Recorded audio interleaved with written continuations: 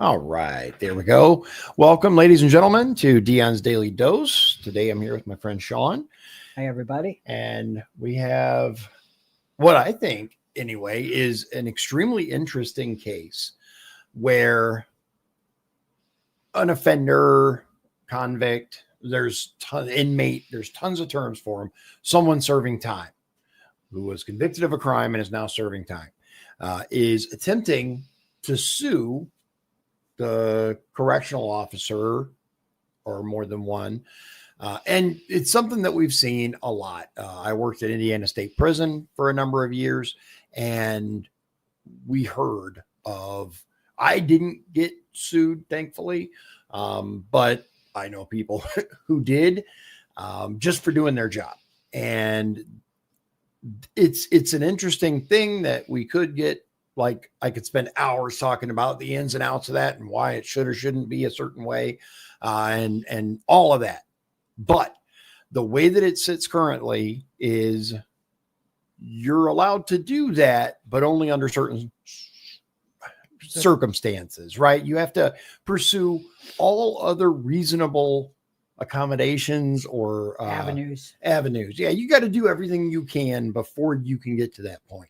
And this is a little interesting because this attempts to kind of sideline around that and say, well, suing a correctional officer is actually part of all that I can do, basically. So hopefully we'll have a better understanding of exactly the arguments that are being made here as we get into it. And they go through a lot of precedent and a lot of legal terms through this. Yeah. So we're going to have to try to figure out what they're saying. Yeah, we'll dig through and get the definitions for you guys. I may or may not be able to have them on screen. We'll see what we can do.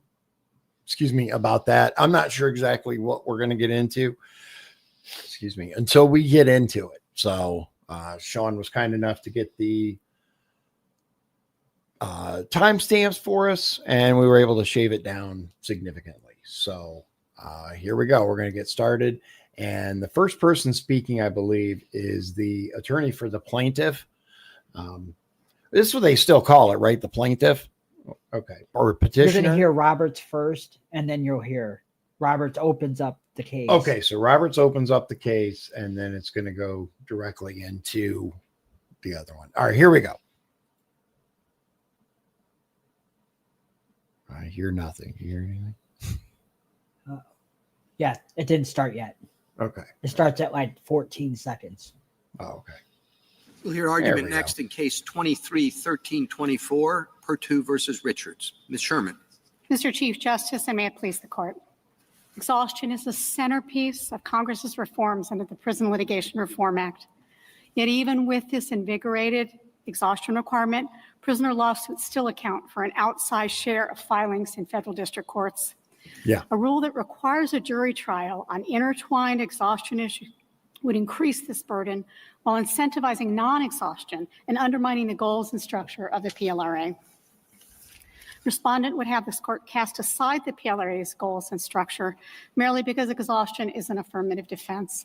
Focusing on this court's holding in Jones versus Spock, he contends that there's no principled reason for treating PLRA exhaustion differently than other affirmative defenses that are routinely sent to juries when there are facts intertwined with the merits. Jones does not stand for this broad proposition. It held only that prisoners need not plead exhaustion.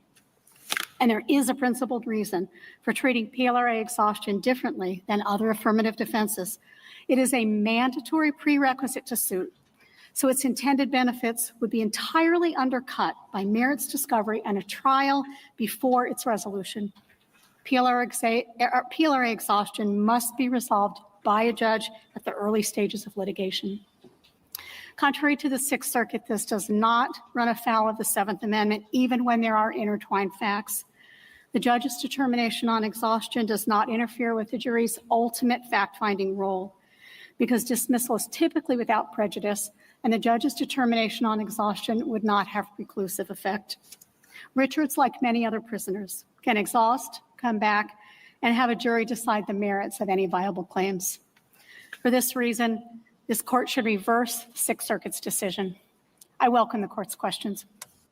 Okay, so just to make sure, so Sherman is arguing that this should not be the case. Basically, what they're saying, my understanding is that they're saying that there should be a jury trial for every one of these.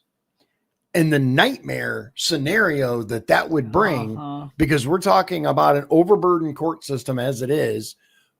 As she said, it represents an outsized portion of federal cases. So that's a big deal. And you don't want to have guards get sued all the time either. Right. And that gets into a whole other thing because, look, are there some pieces of shit out there? Absolutely. Look, nobody's going to argue that bad correctional officers, bad police don't exist. I'm not going to say that they don't exist because they do. But the majority of people, including correctional officers, are just doing their job. Mm-hmm. And constantly, constantly getting sued it's a burden on people. It's already hard to get correctional officers who are good at their job, care about what they're doing, and stick it out. It's, if you guys look into it, correctional officers are actually some of the highest suicide rates out there. Anyway, we're going to jump into our next clip, which is our good old buddy, Clarence Thomas. And I think he has some questions. Yep. Here we go. Are exhaustion determinations normally made by the judge? They are. And in fact, lower courts are pretty much in agreement that at least when there are no intertwined facts, that judges will make those determinations. So what is it about the intertwining of facts that changes the nature of exhaustion? I don't think there's anything that changes the nature of exhaustion. I think what it does is it makes one have to consider the Seventh Amendment now. If there are intertwined facts, is that an implication of the Seventh Amendment? And our position is that it doesn't. So historically, has there been, do we have any analogs that would suggest that this would go to a jury? No, in fact, the opposite is true. That the analog suggests that this would go to a judge. We think that the closest analogs, there is no precise analog. There was no exhaustion in 1791. The doctrine hadn't been developed yet. It came as the administrative setting was coming into force. But she's talking about cases that go way back. I mean, they're relying on precedent here that's been set many, many, many years ago. And exhaustion is, if I remember right, is making sure that it goes through the right court system. Like can't go straight to the Supreme Court. Yeah, they have to basically exhaust every level. They have to go to the district court, the appeals court, and then. And my understanding of this lawsuit is essentially they want to be able to force a jury trial on every single one of these, which is just bonkers. It's just bonkers. We know that exhaustion has its roots in equity, and we think that the most at least appropriate analogs here are equitable defenses, and equitable defenses that would have been their key characteristic is a deference to another setting. Ms. Sherman, do we really have? Okay, and then we're going to jump into Jackson has some questions next. Here we go. To get into that, I guess what I was a little confused. Setting. Ms. Sherman, do we really have to get into that? I guess what I was a little confused about from your briefing was that I took you to concede that there's intertwinement here. And if that's the case, we can just assume, I guess, that exhaustion does not entitle you to a jury. That's the part of this that would ordinarily say you don't get a jury, but it's the fact of intertwinement that brings to the fore the question of whether or not the Seventh Amendment has to be satisfied. So, okay, real brief. What is entwinement? Do you have any idea? I was wondering that too. I forgot to look it up. What did I say? Entanglement? Yeah, entitlement or entanglement. Entanglement. Legal. All right, so let's take a look.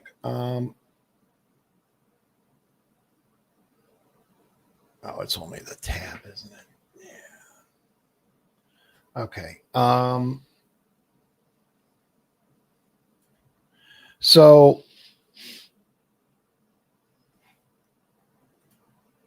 legal context, entanglement can refer to a situation where someone is involved in a complicated or difficult legal matter, lawsuit, delayed by legal entanglements. This is very not helpful. I wonder if it's like you're being punished for like one crime and then you're trying to sue while you're incarcerated. That's possible. Another aspect may mean if there are multiple cases, they're tied up together. That could be too. Moving on. We don't really have to worry or think about or rule on whether or not the exhaustion claim gets a jury independent of the other one, right? I don't think the court has to rule on that. I think it's a question that is naturally embedded in the question presented. I understand, but if I assume it, okay, so fine. Aren't we still faced with the question that you present as a matter of your question presented is, then we have intertwinement of a claim that does not get a jury, the exhaustion claim, with a claim that does. Do you concede that the First Amendment retaliation claim is one that would ordinarily go to the jury? When the right to a jury trial accrues and exhaustion has been met, I agree that that is a claim that should go to the jury. And this court has been very clear that 1983 claims are entitled to a jury. All right. So we do have the intertwinement, at least you conceded in your brief. And so why wouldn't the sort of standard Beacon Theaters view of how we deal with that situation apply here? Beacon Theaters doesn't apply here for a number of reasons. One, Beacon Theaters was driven by concern for collateral estoppel. Would there be a preclusive effect that would completely cut off any right to have the jury trial on the merits? I don't see that in the opinion. I mean, I see that it talks about preclusive effect, but that didn't necessarily seem to me to be driving the analysis. And we've had a lot of cases that have applied this sort of intertwinement principle in which preclusion really hasn't been the main focus. Okay, intertwinement. That's what it was, not entanglement. Okay, so they're talking about Beacon Theaters. Okay, Beacon Theaters Inc. versus Westover is a case in which the court held that the Seventh Amendment guaranteed a right to trial by jury in cases involving both matters of fact and matters of law. So even for civil trials is what they're saying. Okay. Now that's really important because that's what kind of trial we're talking about when you sue someone in this fashion, right? You're a prisoner in Department of Corrections for whatever reason you believe a correctional officer contributed to your condition, did something wrong to you, whatever. It's a civil case. It's a civil trial. They're saying that jury trial applies to that based on the Beacon Theaters Inc. versus Westover, which is from 1959. Wow. So we're talking about a lot of precedent here and a lot of things that go way back. So we're going to go another approximately a minute and a half with Judge Jackson, and then we'll be moving on. I think Beacon Theaters itself talked about preclusive effect, and that being a concern. And later on, this court in Park Lane Hosiery said, when we looked at Beacon Theaters, which again, this court has said is collateral estoppel is only a flexible judge-made doctrine. And this court said in Park Lane Hosiery, the concern was collateral estoppel. All right, so why isn't that a case here? I mean, what law do we have that says that an exhaustion determination by a judge in this situation that requires them to find all the facts about whether or not there was actual retaliation, why isn't that preclusive of a later jury trial related to that same issue? Well, what we have here is the flexible doctrine of collateral estoppel, and what we know about collateral estoppel and why it's applied and why it doesn't. Collateral, what is she saying? Collateral estoppel? Yeah. That's what it sounds like to me. Let me see if I can find what that is. Collateral, I know what collateral is. Estoppel, hold on. Okay, so it popped out. It says here, collateral estoppel, also known as issue preclusion. You know what we're going to do? Hang on. Let me drag this over here. Give me 1 second. I'm going to fix this for you guys so that it's doing it correctly. Hold on. Because I want to show you guys what we find. Okay. So collateral estoppel, also known as issue preclusion, prevents parties from relitigating issues that have already been decided in a prior lawsuit, even if the subsequent lawsuit involves a different claim. So that's actually a really interesting point that she brought up from Jackson, no less. She's talking about this collateral estoppel. What does that mean? So when you sue a correctional officer, for example, who knows what other cases you're still mixed up in? You could conceivably say that damage to you has affected multiple cases. Now all these are collateral, intertwined. That's what she was talking about before. When you have multiple cases kind of intertwined, at least that's my interpretation of it. I think so. Yeah. What do you think? Yeah. And then the estoppel. I keep wanting to say like stoffel, like the what is it, badger, honey badger that keeps escaping from the enclosure. If you guys know who Stoffel is?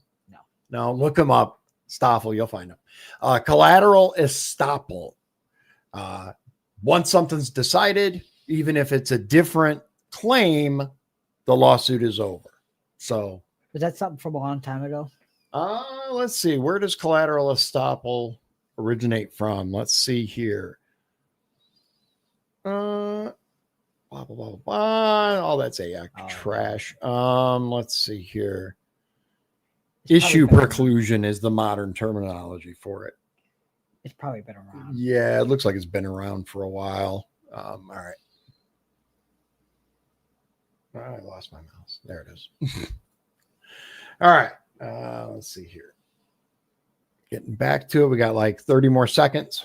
Get applied. And one of the big issues here is that you don't, this court has said over and over in cases, and so have the lower courts, that collateral estoppel is not applied when the litigants have not had a full and fair opportunity to litigate. And when a litigant is either side is litigating exhaustion, they have not had a full and fair opportunity to litigate on the merits, even if there are overlapping facts. General, Okay. I think I get what's going on so far, and there's some interesting points being raised. We jump next to Sotomayor, who Got about a minute. 15. Yeah, it looks like about a minute or so, and then we'll skip ahead. The Sotomayor. Why? If we take your starting proposition that exhaustion is a judge determination, and you've had a full and fair opportunity to litigate it, why wouldn't that, if it's interwound with the merits, why wouldn't you be bound by it? So you go back later, and you get exhausted and you come back to court on your substantive decision, like you're arguing should be done here. Why wouldn't you be bound? There may be factual overlap, and we concede that there's intertwinement of the facts. Assume it's intertwined. I Yes, it assume is. everything you say. Our normal preclusion rules would say if you've had a fair and full opportunity to litigate a case, doesn't mean before a jury. It just means if you were entitled to litigate this issue and you had a full and fair opportunity to litigate it, and you lost on this issue, then you go back and you exhaust and you come back again at the new trial, you would be collaterally estopped. Okay. So I believe what she's saying, and neither Sean nor I, as an attorney, No. we have no legal training. We're just laymen like you. So we're doing our best here. That said, I think I got a pretty good handle on what she's saying, which is if you do go and exhaust like they want you to, then wouldn't you be blocked by this collateral estoppel, I guess, doctrine or common law thing? Is that what you took away, or am I misinterpreting? Yeah, I think that Sean's my like, guess whatever too. you say, dude, this stuff's kind of complicated. complicated. It is. And, unfortunately, this is something that has the potential to send shockwaves throughout our entire prison system. If this, when they hand the decisions down for this, it could potentially be, oh yeah, every single one is entitled to a jury trial and exhaustion no longer applies. And, if they wanted to get buck wild, which I hope they don't, because that would create such a backlog in the system, it would be ungodly. And also, in most cases, you kind of know how each justice is going to vote. But on this one, it could go. I think we're going to see a different combination of people. Okay, so on you this think one. we might see a departure from the standard On this one, conservatives versus liberal judges? And Roberts and Barrett will be really interesting to watch. They will be. They will be. All right. So we're going to jump ahead about a minute. We're going to do 9:56 to 12:04. And with those two, you never know how they're going to. Ain't that the truth? All right. So 9:56 to 12:04. We're going to hear some more from Sotomayor. Go ahead. Can I go back to the floodgates argument? The Second Circuit hasn't had a decision like this circuit, but it has said so in dicta, and the district courts have followed that dicta, basically. And I've gone back. Victa? Victa, yeah. What does Victa mean? Do you guys know? Let's see. I have no idea. VICTA. Yeah. It looks like a lawnmower. Hang on.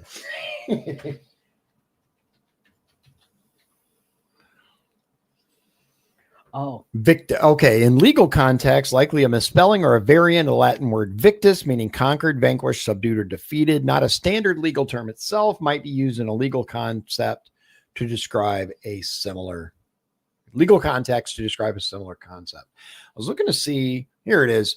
Victimless crime in American English, a legal offense like prostitution or gambling to which all participating parties have consented. Victa. Okay. Not entirely sure how that applies in this context. Let's back it up just a little bit and see. And the district courts have followed that dicta, basically. And I've gone back. I don't know how it applies in that context unless she's using it to mean precedent, I guess. that's what I'm thinking. Which let's just assume for the moment. That's what I think yeah, she means. go along with it. 12 years and had our library and my clerk search Second Circuit opinions. And in those 12 years, only 5 cases has there been a litigation over whether or not there was exhaustion. Because only 5 cases was it interwound with the merits. I don't see where the floodgates have come up. And if any circuit has pro se litigation, it's this one. And I also look at all of the other barriers to litigation. You have screening that has to go on. The defendant has to raise an exhaustion defense.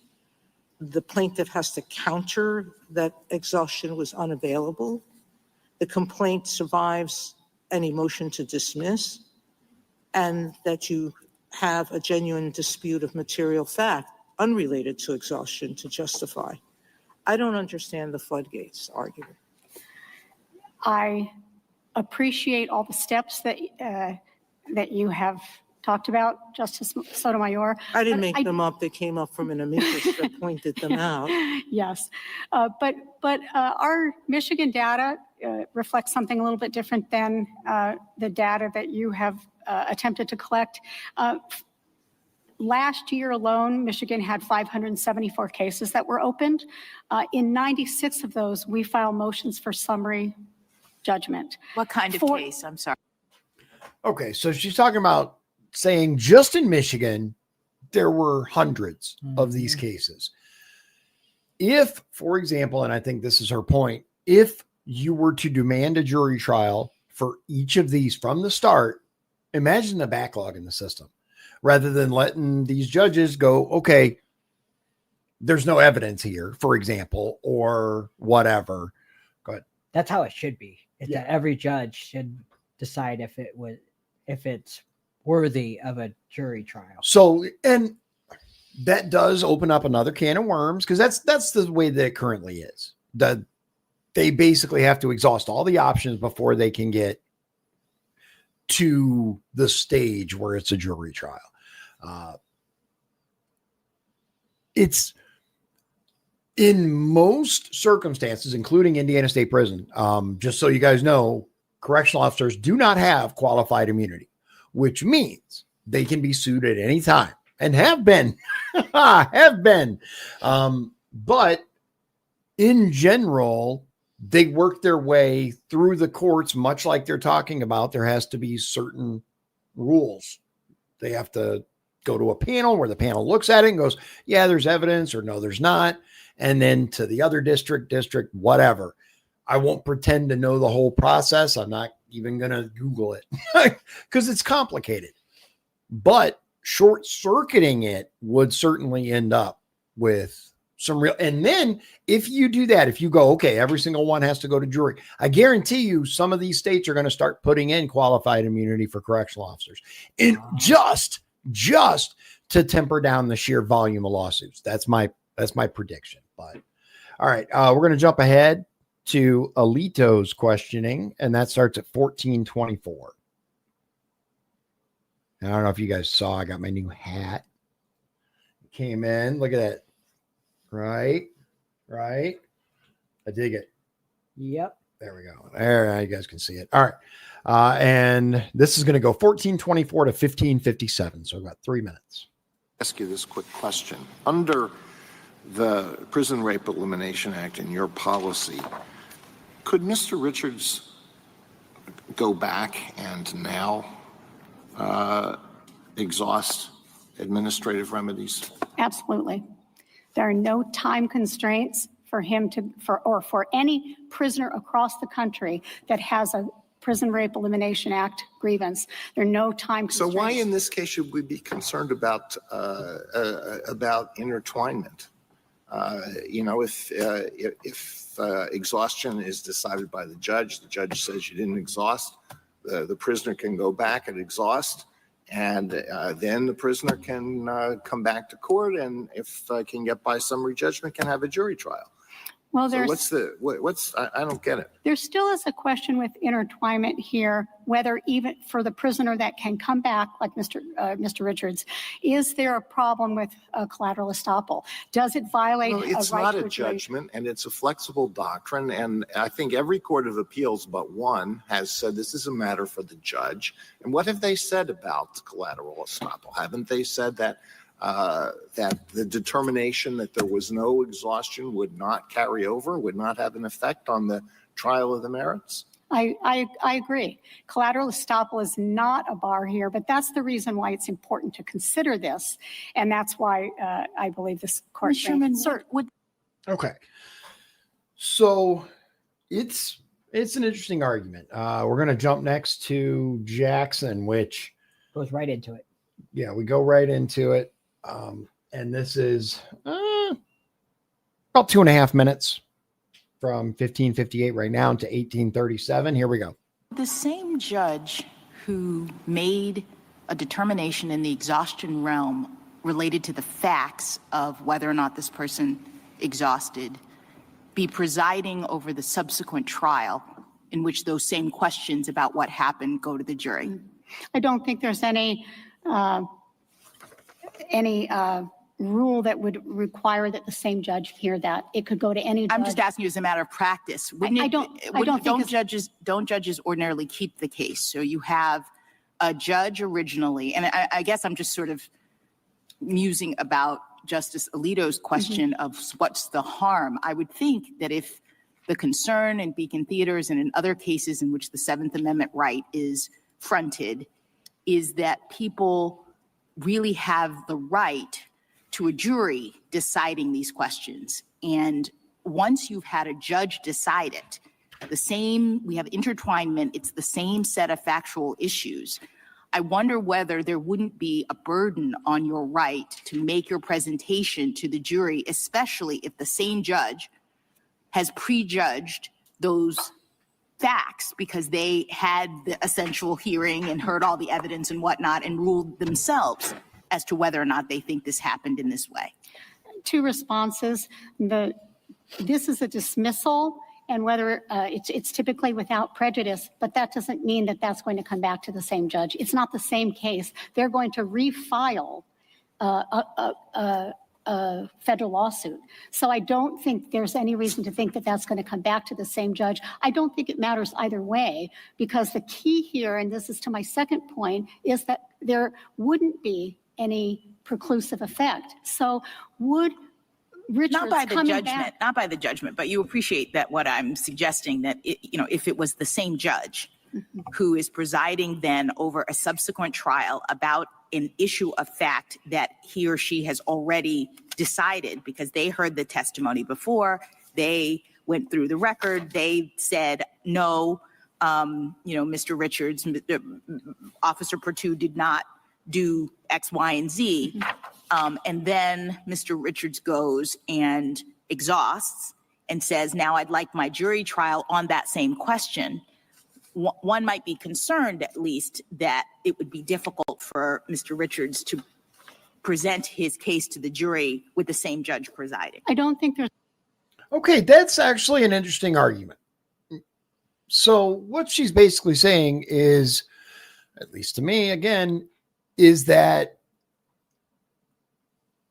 if you go in front of this judge and this judge rules, basically you have no evidence and all this is garbage, for example, and then it makes its way around him and then it's decided, yeah, you do have a hearing. You go in front of the same judge that basically said all your evidence was bunk. I can see how that would kind of fall under bias. So I see what she's asking. I wonder how much of an issue that is. But like she said, like when you're filing in federal court, there's supposed to be a sequence of judges, which we're having an issue with right now with the White House. We're not going to dig into that, but and they're going to have a hearing about that next week. Yeah, because it's supposed. How do the cases get picked? That's something that we little bitty peons don't get to know. It's supposed to be random. It's supposed to be random. But I don't believe it. Yeah, it's getting kind of hard to believe that it's a random system when you have multiple in a row picked up by the same judge. We'll do a show on that. Oh, yeah. Okay, so we're going to move forward to Gorsuch. At 1914. Where is it at? There he is. All right, 1914. And we're gonna take that to 2214. So it'll be a minute. Here we go. That Richards would then need for his First Amendment. Ms. Sherman, here we go. Who bears the burden on the question of whether the Seventh Amendment attaches? What's the standard?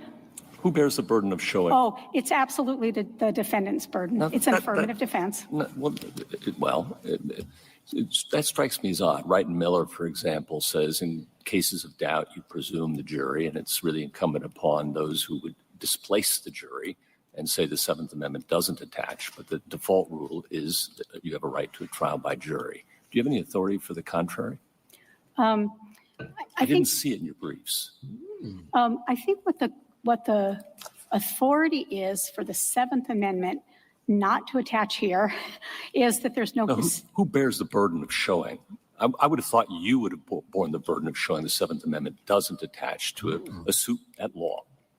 I think that the burden. I mean, isn't the default rule in this country you have a right to trial by jury? That is the default rule. Okay. Yeah. And that's a fair point. And we can talk about how much it would overburden the system all day and twice on Sundays. But ultimately, the United States Constitution is pretty damn clear on this point, is that whenever charges are brought against you, whenever an accusation is made, you have the right to face your accuser, and you are guaranteed a right to a trial by jury of your peers for civil and criminal. Yeah. So aren't we violating the Constitution every time a judge reviews this stuff? I mean, I don't know. I like I said, I'm no legal scholar. No, I'm not either. But at the same time, I go, yeah, that would overburden the system. I'm also a very strong believer in the Constitution, and the Constitution is pretty clear on this. So do we overburden the system, and do we go, you know what? Open the floodgates, let it happen, because we're going to have to deal with this eventually. Even if they're not if they're bogus, though. And But that's the thing. problem is, how do you know what's bogus and what's not? Right. too? And that's why they set up with the exhaustion rule. You have to exhaust all other options before you're able to do this. That's why so many prisons introduce the grievance system. You can file a grievance. Right here. Here's a grievance form. That's basically personal internal paperwork that goes, this sucks, fix it. But also you can make the point that it settles it if a judge sees the case and decides that it's bogus. So, yeah, that's another good point. But as we're seeing also with the White House case and with the New York case and with these other things involving Trump, some of these judges are corrupt as hell. So do we let the judges continue to make decisions on our behalf, or do we demand to be heard by our peers for everything, even minor inconveniences? But you don't want the system to completely be overloaded, though. So it's a very fair point. And that's what they're trying to decide, I think. It's a hell of a thing. I mean, it's going to be interesting. It has a lot of potential repercussions, guys. That's what I'm saying. Like, these things potentially could lead to a massive, massive ripple effect. All right, here we go. The claim accrues. And so, before the claim accrues, I don't think that defendant. Well, we have a claim. The claim is here. Now, the case has begun. And once the case begins, I would have thought that you would have an assumption, subject to background rules. There are lots of exceptions, but generally you have a right to a trial by jury. If you have some contrary authority for that, I'd like to know what it is. And you know what? That's a hell of a question.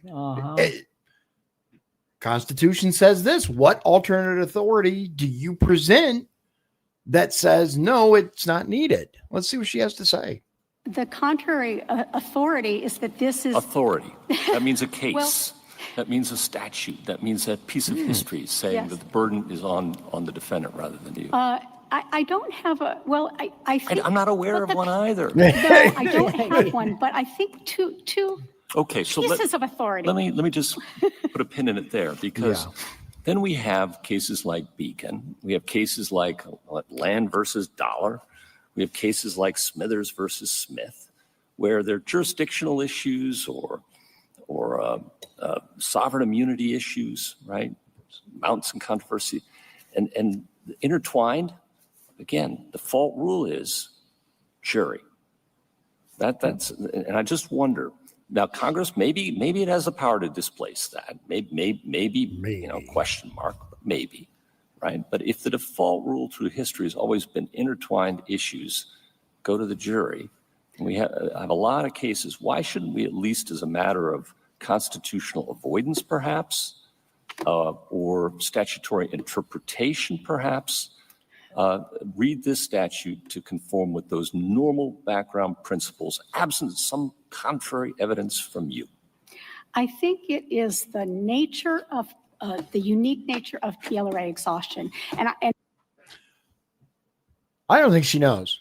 No. Like, I genuinely, I hear her trying, but you can tell she didn't expect that question. No, she did not. Which is interesting. All right. We're going to jump ahead a little bit to Sotomayor. 2305. And this is Justice Sotomayor, who also has some interesting questions. Here we go. It's In not a order to- prerequisite to suit. We called it an affirmative defense. The defendant, the Yes, sovereign plaintiff immunity. doesn't even have to allege it. So it's not a prerequisite to suit. It's an affirmative defense. And I don't know of any other affirmative defense that we've said isn't subject. And I think this is Sovereign immunity. Yeah. a sovereign immunity is an affirmative. Okay, hold on. Affirmative defense, right? Let's see what this has to say. There it is. Legal defense where the defendant admits to the facts of the case but presents new facts or arguments that, if proven, would negate liability or reduce the claim, even if the plaintiff's initial allegations are true. An affirmative defense is something like self-defense, where you admit, yes, I hurt that individual, but the reason that I hurt that individual is because they were attempting to hurt me or my family. That's an affirmative defense. That means, yeah, I did what you're claiming I did, but the reason that I did it provides me with some degree of legal immunity or protection. Affirmative defense. And we require to go to And sovereign what was the other that thing? we've said isn't subject. And I think this is Sovereign immunity. Yeah. a sovereign. Sovereign immunity. That's probably similar. Protects a sovereign body like the federal or state government from being sued without Oh. its consent, meaning it cannot be held liable for civil wrongs committed by its departments, agencies, or employees unless the sovereign body expressly grants permission to be sued. That's some of the stupidest crap I've ever seen in my life. Like, who would be, yes, How please the sue heck- me. Please sue me. Right? The doctrine is rooted in the common law principle that the king could do no wrong. The federal government cannot be sued without its consent, and any waiver of immunity must come from an act of Congress. So, in order to sue the federal government itself, what? I guess you have to ask their permission. State sovereign immunity. States are immune from lawsuits in federal court, and the 11th Amendment further reinforces this protections. Okay, I think it's saying that the federal government cannot be sued by state governments, I think that's what it is. and the state governments are immune to lawsuits in federal court. So the Federal Tort Claims Act, FTCA, is an example of a federal law that waives the government's sovereign immunity, allowing citizens to sue the United States for certain torts committed by federal employees. Either way, our government should have no immunity against citizen lawsuits. Like, that should go without saying. We're supposed to be in charge of our government. How the hell are we not allowed to sue our government? Anyway, we're going to move on. Sovereign immunity is an affirmative defense, and we require to go to a jury. this court said in Porter versus Nussel that PLRA exhaustion was a prerequisite to suit. That is the term. But when we got to the issue in Jonas, we said it's an affirmative defense. It's affirmative defense. It doesn't change the fact that it is a prerequisite to sue. But whatever it is. Okay. They're going to go back and forth for a bit on whether it's affirmative defense or any of that. But Kagan is our next one. And I think It she's goes right actually into it. breaking in right here to tell us that. Here we go. Is, right? You have conceded. The fact that it is a prerequisite to sue. But whatever it is, Whatever. right? You have conceded that it's completely intertwined with the merits in this case, correct? One correction, we have conceded that it's intertwined. I don't concede that it's completely intertwined. Okay, well, let's just Very take an example, which is a prisoner says he tore up my grievance papers. And that is the claim. That's it's also the exhaustion question, right? Because if he tore up his grievance papers, then the grievance process wasn't available to him. So that. Okay, now that is an interesting claim. Why? Because as we talked about earlier, there's a certain level of exhaustion that has to be done. The prisoners start with a grievance form. They'll fill out a grievance form. Basically, it says, what's your problem? And they say the problem. And then they'll generally send it to captain, lieutenant, case manager, caseworker, whatever, another individual so that they can bump it up. Or they can send it to the administration and say, hey, this officer did whatever to me. Now, if this officer did indeed tear up his grievance form in front of him, then the case can be made. He attempted to do exhaustion, but it was denied to him, which I think is what she's saying now. That's the nature of the exhaustion question. But it's as well the nature of the substantive claim that he tore up my grievance papers and in some kind of retaliatory act, right? So let's say that. Completely intertwined? No. No? No, Why? there is an intertwining of the fact of whether the somebody at the prison facility tore up the Okay, grievance. so That's the intertwining. that's good enough for me. Okay. So in the question of exhaustion is going to depend on somebody's finding of whether the warden tore up his grievance papers. And similarly on the merits, it's going to depend on somebody's finding of whether the warden tore up his grievance papers. That is the overlapping fact, but exhaustion is also going to look at what was the grievance process, what was the system set up, were there other I don't really avenues? think so, General. I mean, I think if like the warden tears up your grievance papers, somebody is going to say that the exhaustion process wasn't available in the way it should be, according to Ross v. Blake. So in the end, Hard the to argue same with that fact is going to be dispositive as to both these issues. And let's just stipulate that in some cases that might be, and that's the cases that we're talking about here. And so then I think that the question that Justice Gorsuch, for example, was asking is, okay, when that is the fact, that's the crucial fact, whether it's Beacon Theaters, whether it's Beacon Theaters plus the default rule of the Seventh Amendment, it should be the jury that decides that question, shouldn't it? And the jury would be deciding that question here because the jury, when Richards comes back, the jury is going to. But you see, first you have to convince the judge of the exact same fact, because if you can't convince the judge, you can't get to the jury. And so that seems as though, well, if you have to convince the judge before you get to the jury right doesn't mean all that much. I disagree because even Moore's federal practice has said when there is a resolution of a preliminary matter, for example, something like exhaustion, it's not a merits decision. It's not, you are not deciding the merits. So that seems right as a general matter because the questions of fact are not so intertwined as a general matter. But where they are so intertwined, so that the question of fact that you're asking the judge to decide is essentially the same as the question of fact that you're asking the jury to decide, in that context, which won't be every context, but in that context, to say that you have to convince the judge that you're right before you get to the jury seems kind of like a flipping of the usual default rule that Justice Gorsuch was talking about. That's, hard to argue.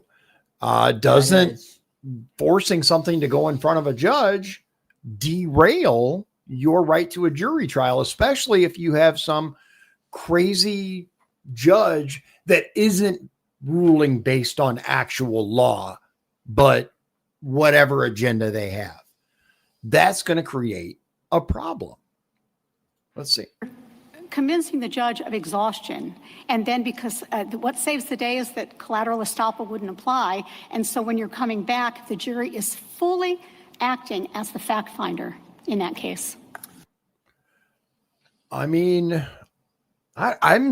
torn. This is a hard. This is going to be a tough one. I'm hearing questions from like people that I wouldn't expect to ask these questions. So this is actually quite interesting. You see what I'm saying with that? I think it's going to be I think we're going to have some surprises on who votes what. And Roberts will wait until everybody votes, and then he'll decide to vote. Then he'll decide the way he does. Right.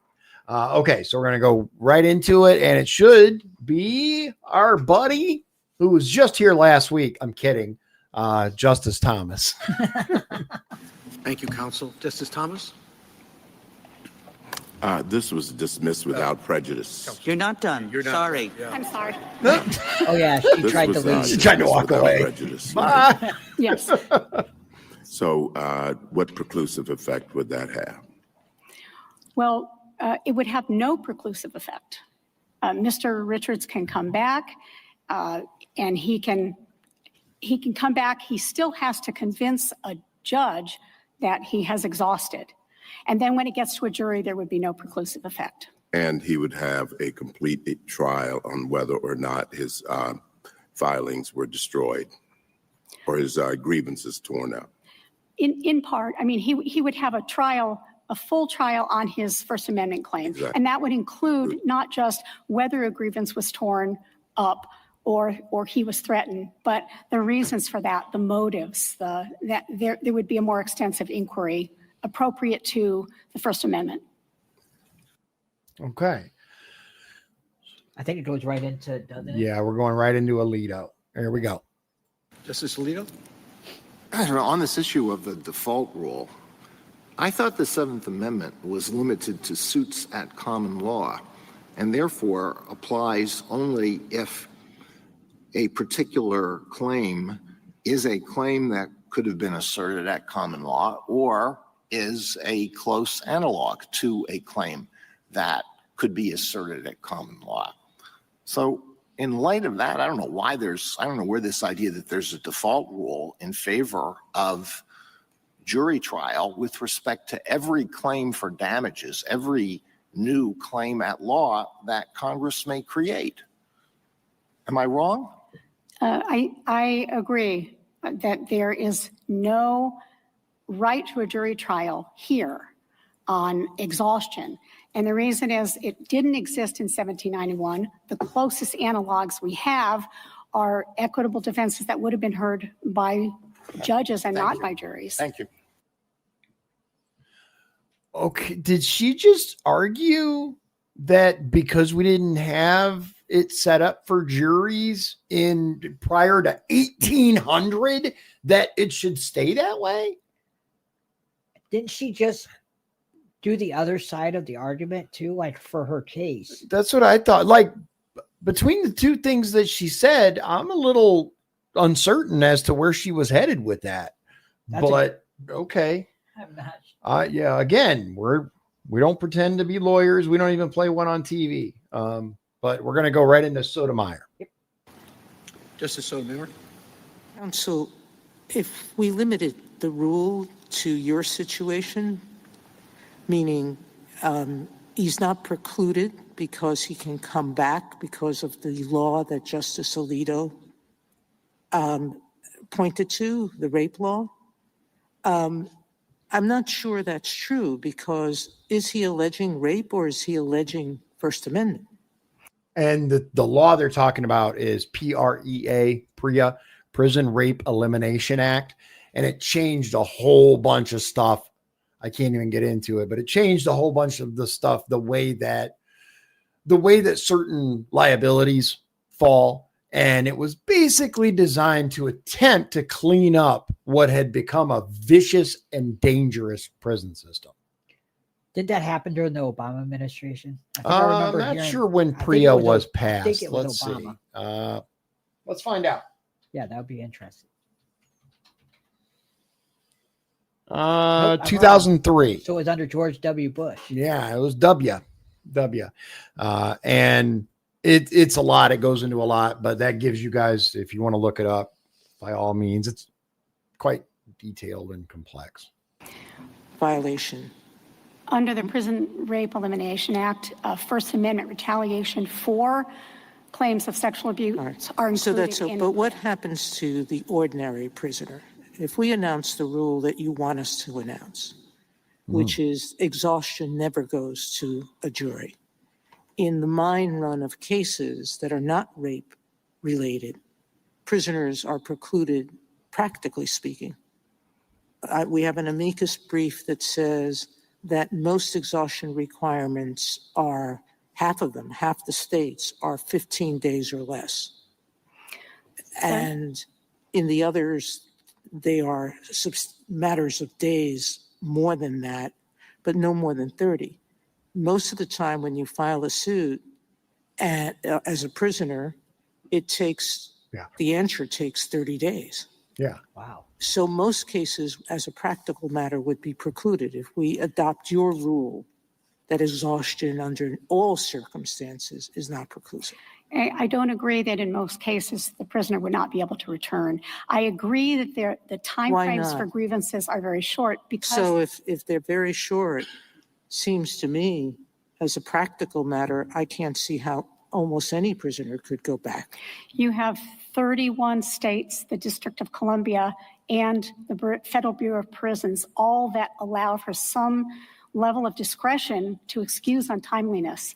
And Wait a minute, that depends on you, meaning the prison. Why would a prison ever do it? Are you aware of any prison that says you failed to exhaust, but now you can come back? the reason I assume that when they put it, they don't have to put it in their policy. So if they put it in their policy, I assume that that's important to them. This is And- news to me that there is any state that says if you fail to, you go to court, they say you failed to exhaust after a factual finding, that we're now going to let you come back to court after you've brought it back to us. The 30, Does your state do that? Yes, we have a provision, and there are many states that No, have no, no. provisions. I'd like you, I asked the court to have you give us examples of that situation occurring. I can't provide those examples. You I can't don't because know. I haven't found one. Oh, The policy Well, is discretionary. That's why she wanted the This policy is discretionary, and the reason that a prison system would want to do that is because everything in the PLRA is designed to encourage, to allow the prison system to work out their problems, and they do want to work Counsel, those out. what you are proposing to me is that they have an exhaustion requirement that they're willing to excuse every time a prisoner goes to court. The court says you failed to exhaust, and now the prison is going to say, come back and we'll let you exhaust now anyway. right. That's yeah. come on, Brad. Like, come on. Like, everybody knows that's not going to happen. I don't think Sotomayor is buying her. No, case. she's not. That's the thing. You can tell Sotomayor is like, yeah, show me an example, right? Any example. Yeah. You know, she's like, well, I can't. I know, because I haven't found one yet. Yeah. Yeah, she don't play. She doesn't. It will depend on the circumstances. And a lot of these policies say they're extenuating circumstances or good cause, just cause. It begs the question that a judge has found that the prison guard didn't stop you from exhausting, and now the state is going to permit you to come back and try again. I think it is in the best interest of the prison systems to try to work out problems. And one of the things that our amicus, multi-state amicus brief led by Ohio has pointed out. I'm going to pause it really briefly here, just because one of the things that we've seen in the prison system, and I'm speaking from personal experience here, is there seems to be a serious lack now of getting to ultimate accountability for the bad apples, right? Whether that is food service, whether that is medical, or whether that is really, really power hungry or crazy correctional officers, because they do exist. With the PREA and with the changes that were made, the grievance system and all that other stuff was installed. And I wonder if by doing that, if having, all of this and having to go through the prison first before you can, do you think that people's rights are being violated and that no recourse is available to them? I don't know. I really hope not. I hope not too, but I mean, we can, hope, but It who probably really does knows? happen. What do you guys think? Let us know in the comments. It probably does happen. I mean, I'm sure it does. I'm sure it does, because when you're locked in a cell, you have very limited ways of interacting with the outside world, even your attorney. Legal stuff is supposed to be off limits, but who's to stop these people? Just saying. Is that under Mr. Richards' rule, if this court adopts it, there are going to be very few prison systems that want to allow for any excusal of untimeliness. That's going to be a disincentive for them to do that because they've already gone through a jury trial. Now, why are they going to excuse untimeliness? But if a prisoner can go back and under certain circumstances, the discretion. I'm a little lost. They've gone through a jury trial, they won, and the prison is going to listen to the complaint again? No, Right. if they have a jury trial and they've won. Why would they bother? Right. Why would the state bother want to? It's What if incentive there's a does it need to be? dismissal for failure to exhaust without prejudice. The question is whether Richard's rule incentivizes any kind of discretion. All right, thank you, If the counsel. judge is deciding it, yes. If We're a on jury, no. different pages. Yeah. Yeah. I think It's she like, was tired of talking to her. yeah. I got the distinct impression that she's like, okay, I'm done with you. Unless I hear something crazy, I know what I'm going to decide. Now it's time for the other side. Now it's time for the other side, which is the lawyer for the inmate who originally sued. I do believe, because this individual, Pretu, is the officer. Okay. I believe. Or maybe I it's, think Richards is the officer. I'm sorry. I think I think Pretu. Let's find out, because we're going to go start at 4609. The reason I say that is because Ann Sherman was arguing for no jury trials. Okay, so you might be right. So, but let's see. I'm mistaken. Yeah, it's mistakes may or may not happen. Let's see here. Okay, so we're jumping ahead to 4609.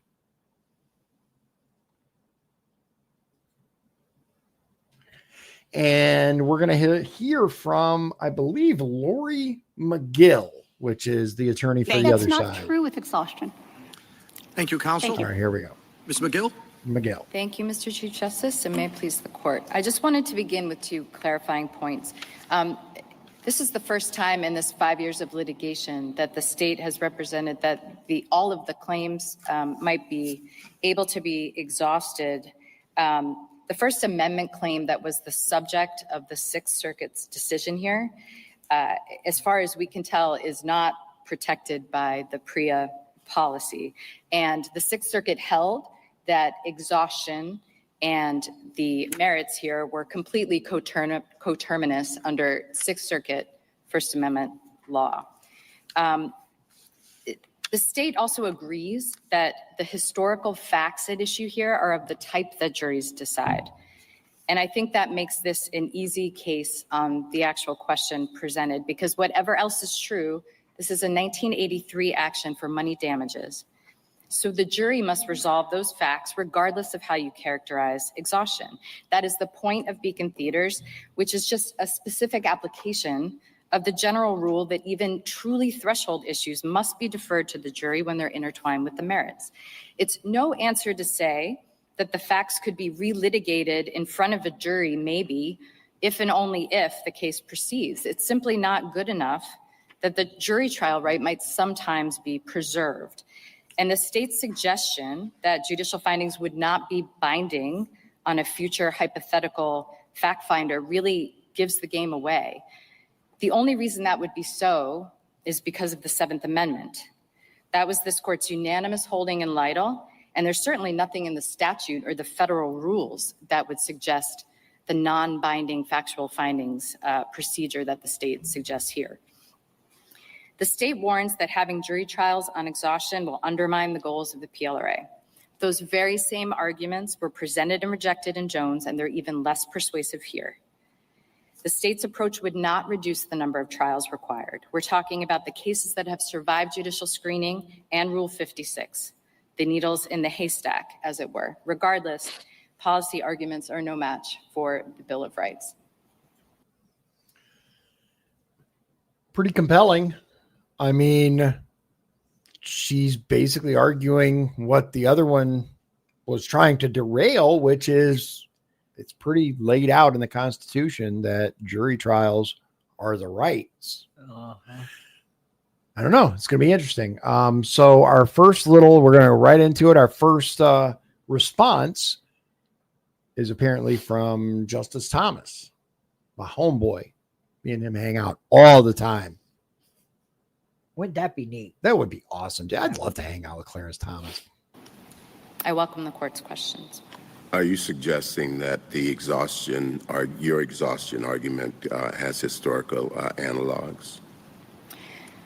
I'm suggesting that this court held in Del Monte Dunes that a 1983 action at law for damages is an action at law for Seventh Amendment purposes. And I think the state has conceded, and we submit as well, that there is no precise historical analog for the specific theory of the affirmative defense in this case.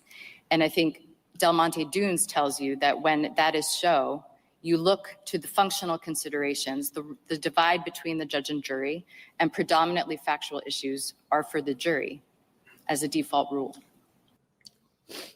That's hard to argue with. I mean, predominantly factual claims are for the juries to sort.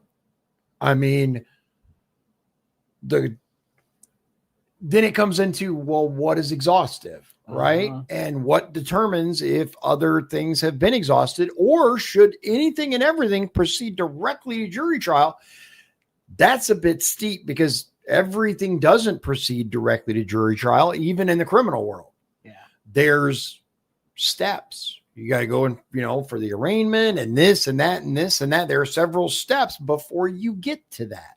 And then there's always like a plea deal too. Yeah. And then there are plea deals that are done. And so, yeah, maybe eventually you end up at jury trial. But I think the argument is, how is a judge allowed to derail that process along the way?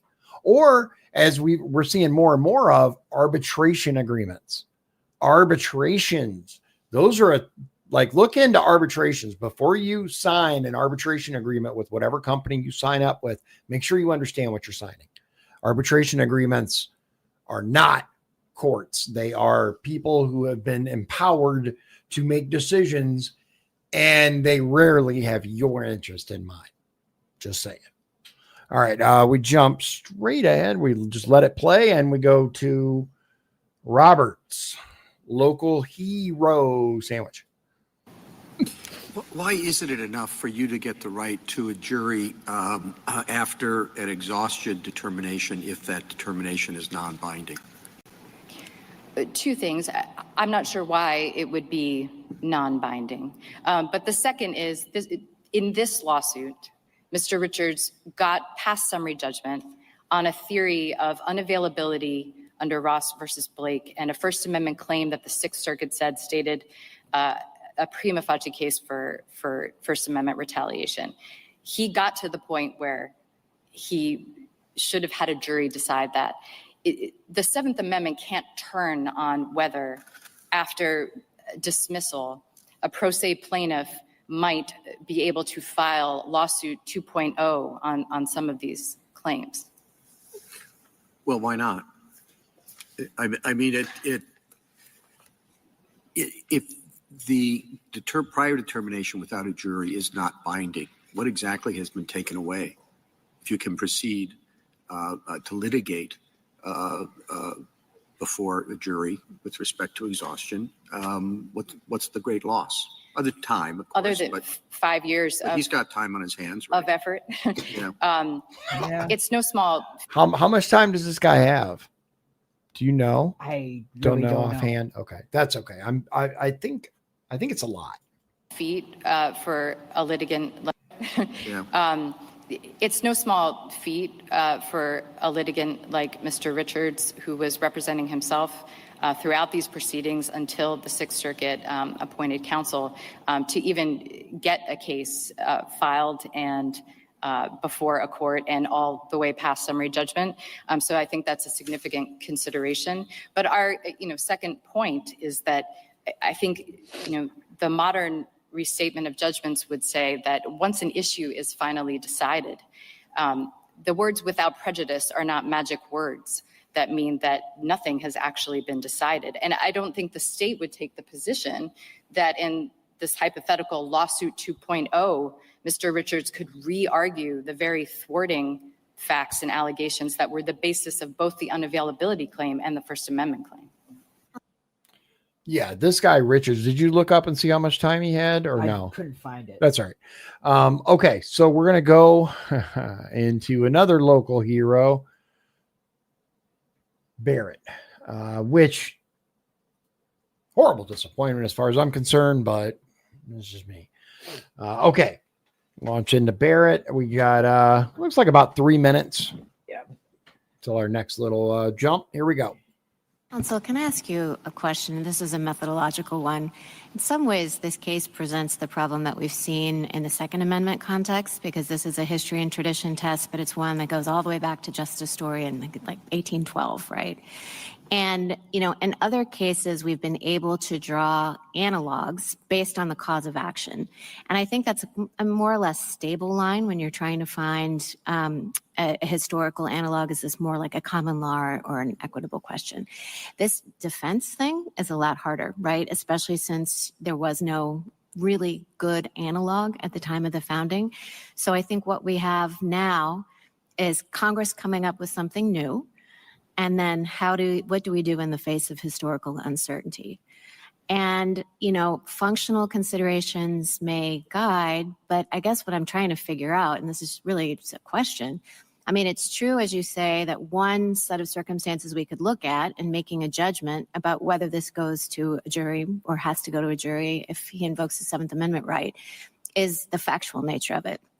Another one, though, is does Congress have some room here to create new defenses that are functioning more as equitable, like these threshold questions? And it seems to me like in Wetmore, the court did, even though jurisdiction was a jury issue in the beginning, to kind of back off a little bit and said, well, a judge has discretion to go one way or another based on the 1875 Act that didn't lock in the form of pleading. So, I mean, I guess my question is, in the face of historical uncertainty, how do we weigh what Congress has to say about threshold considerations? Because it is clear that in the PLRA, exhaustion was designed to try to weed out suits.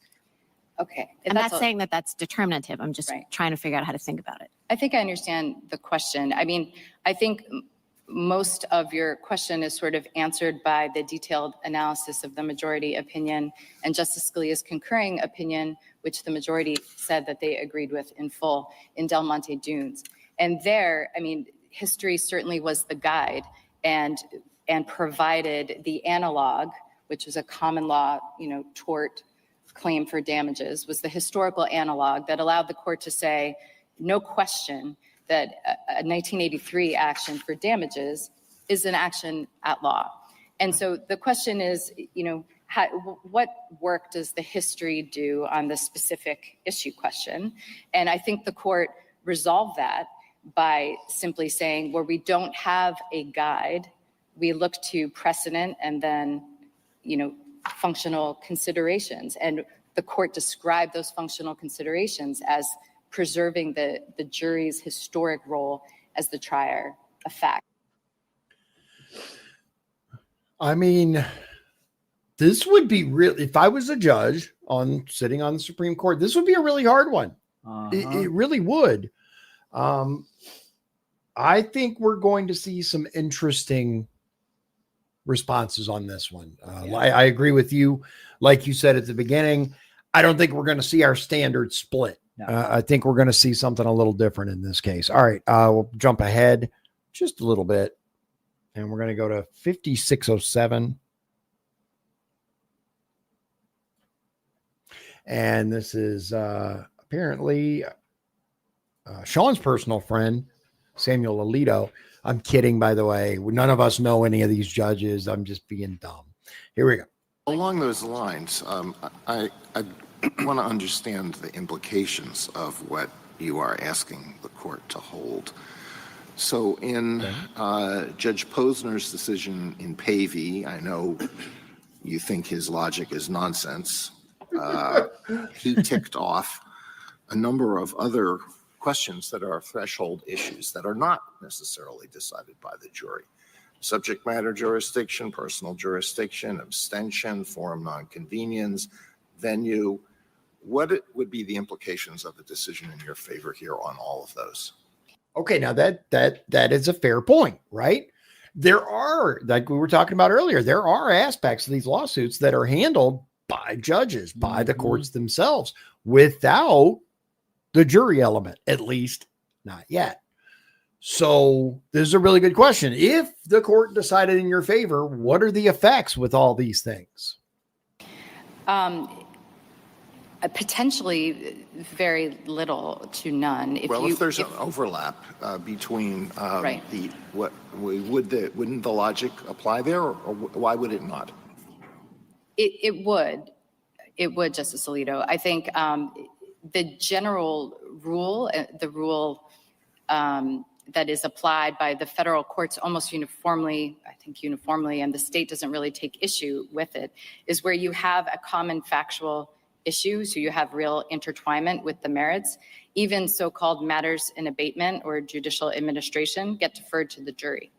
And that is because we're preserving the jury's historic role to resolve facts. I don't know that I don't think we've ever held that, and I don't know that the lower courts say that always has to be done. Well, let me ask you another question about the implications of this. What about other exhaustion requirements that are connected with a claim that may have a 1791 analog? So something that occurred to me, maybe this is completely off base, but it did occur to me. What about exhaustion under Title VII? So that has never been considered to be a jury issue. Now there is a right to a jury trial on the Title VII claim. Congress has extended it, but there's an argument, commentators have made the argument, that the Seventh Amendment would also cover that, because a claim for unlawful termination would have some 1791 analogs. So what about that? Okay, I got to know what a 1791 analog is.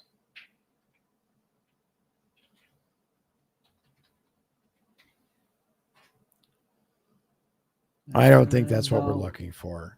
Let's try.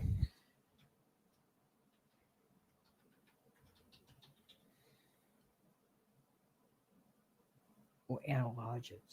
Maybe. I think. Was he referring to the Second Amendment? I don't think so, but they have mentioned it. Interestingly enough, it has been mentioned a couple of times by Barrett. And so I think, and this is just my interpretation, I think she's saying that, at least her, when she brought up the Second Amendment, is we have to look to the future, right? When they're talking about the Second Amendment, an argument is often made that the founding fathers had no idea that technology would progress the way it's progressed, and that we'd have ARs and AKs and all the things that we have now. Now, that's an argument for another time, but I would urge everyone, oh my goodness, I would urge everyone to look into, I believe it's 26 in the Federalist Papers. It's in the 20s. And it's very, very clear that not only did Gatling guns exist, but people owned cannons. They're in the Federalist Papers. The very people who created our Constitution and Bill of Rights clearly outlay that the population of the United States should have the most powerful weapons, at least, if not better, at least as good, if not better than the military. Clearly outlined, and I know people like to ignore that, but That was the original intention of it. We're going to jump ahead to 1 hour, 23 seconds. If I can get, there we go. That was close. All right. And then we're going to go into Gorsuch. Neil, good old Neil. Amicus brief, and others have pointed out, even need to go that far. I mean, you've got an amicus brief, and others have pointed out there's a long federal policy of background, almost federal common law, or at least an interpretive of the statute and to avoid constitutional avoidance concerns, say unless Congress speaks more clearly, we're not going to assume it took away the jury trial right in cases of intertwinement under the PLRA. I think that's also right. I mean, Congress didn't speak to this issue, and you could hold, consistent with your opinion in Jones versus Bach, that Congress's silence means that the ordinary procedures should apply. And in this case, the ordinary situation is that disputed facts about affirmative defenses that are intertwined with the merits go to a jury. I mean, is she wrong, though?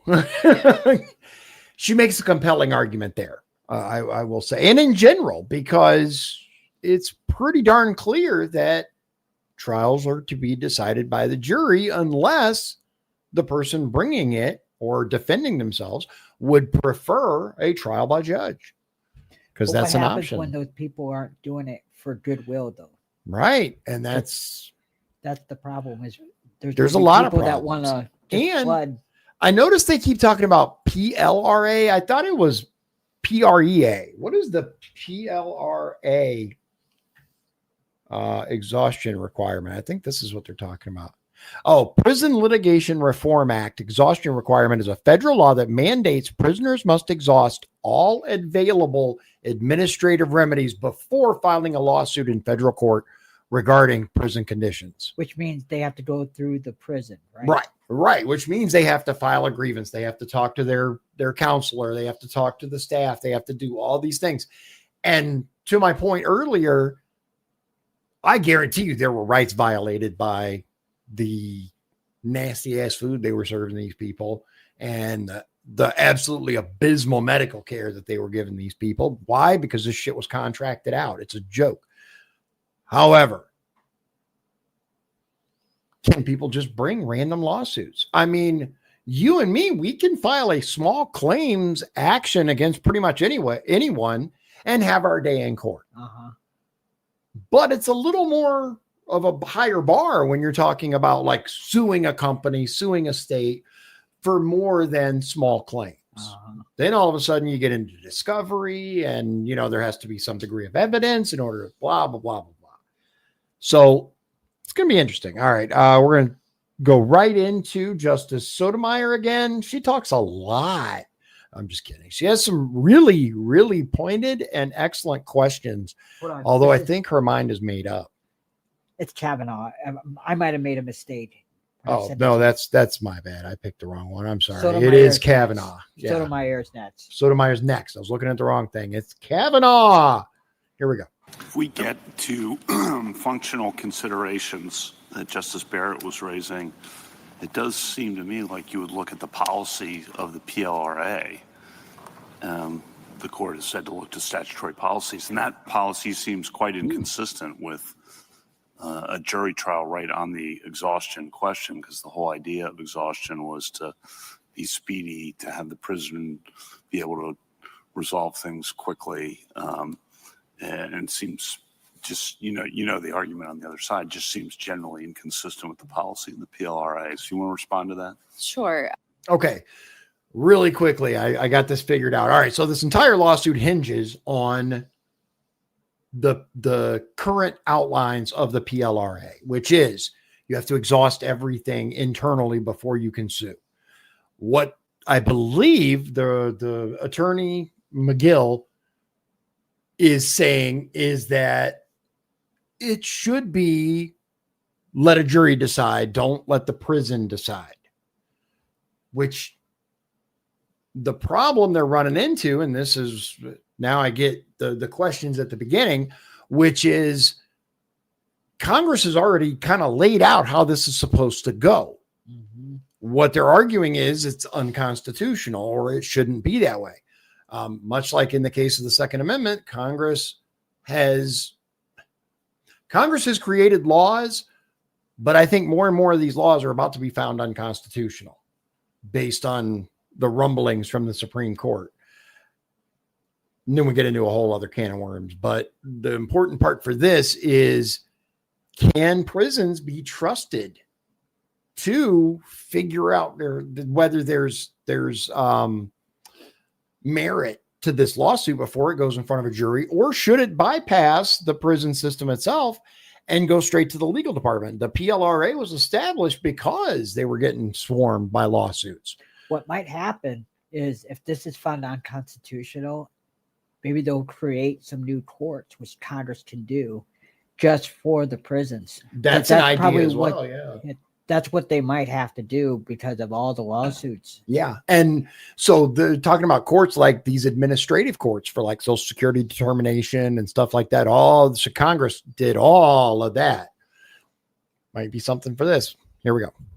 Justice Kavanaugh, 2 points. I mean, the state relies, I think, principally upon a 1966 case called Catchin versus Landy that has some language that sort of suggests that congressional policy can be relevant to functional considerations. I think the court has moved significantly away from that. And after cases like Grand Financiera, I'm not sure about the continuing viability of Catchin versus Landy. But the other thing is that... What about Markman? I mean, Del Monte Dunes was an application of Markman itself.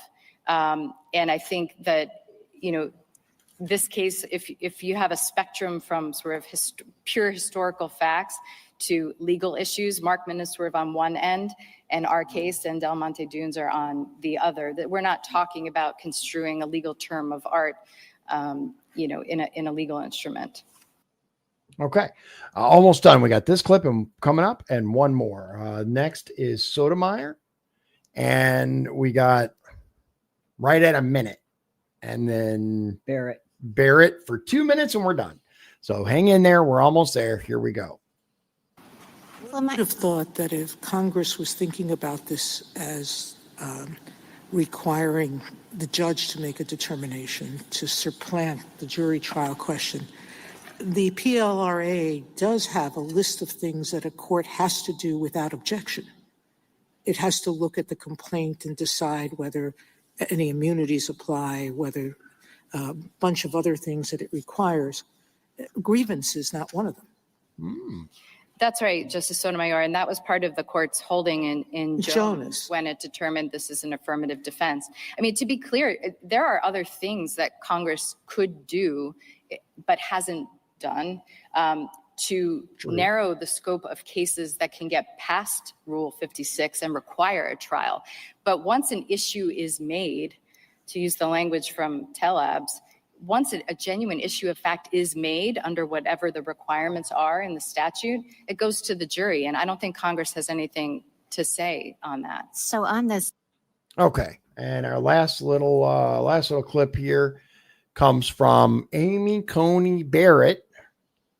And we're going to finish up with that and bid you adieu. Antecedent question of whether you're entitled to the jury trial right in the first place because of the analog, because of the historical considerations, what have you.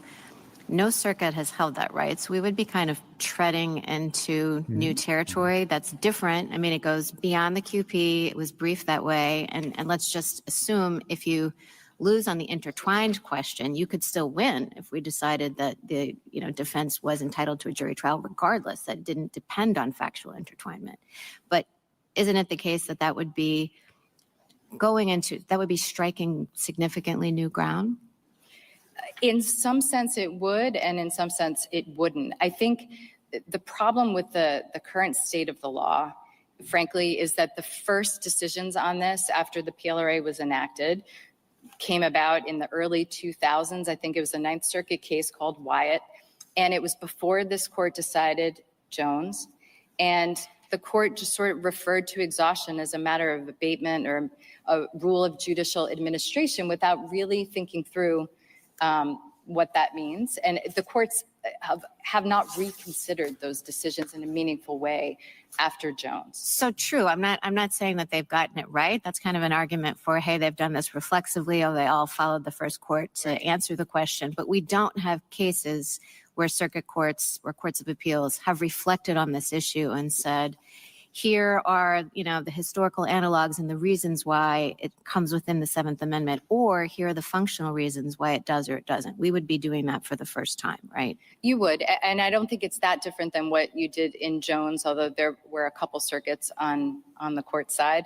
But I think that there's a pretty well-worn path between what you've held in Jones and what we know from Del Monte Dunes and other cases. Okay.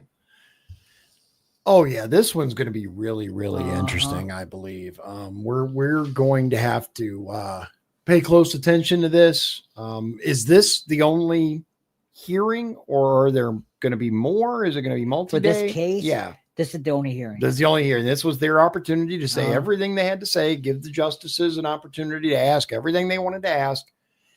And we should expect a decision whenever they get to it, right? My guess is probably midsummer. Midsummer. Okay. Probably June or July. June or July. All right. I think you're probably right. So I'm not even going to predict on how it's going to go. No, I have no idea. That's what's really wild. Normally, these Supreme Court cases are pretty easy to predict. It's like, oh yeah, we're going to see your standard, 5-4 or whatever, right? 6-3, 6-3, etc. But you never know where Roberts and Barrett. Exactly. Those are squirrely. And did you hear? And just really quick at the end, did you guys hear about this club that Roberts is supposed to be a part of? Some, for lack of a better term, secret club for judges. That, you didn't hear anything about that? No. Hold on. Let's see. Really briefly, we're going to wrap it up, but let's see.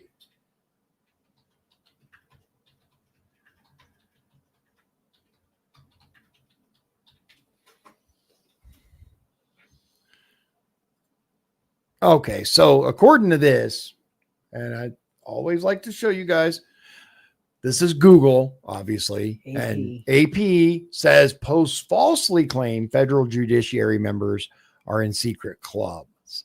U.S. News and World Report also says it's not true. So according to this post, this isn't really a conspiratorial group, as some other posters noted. It's more like a judges and lawyers club for mentorship and networking.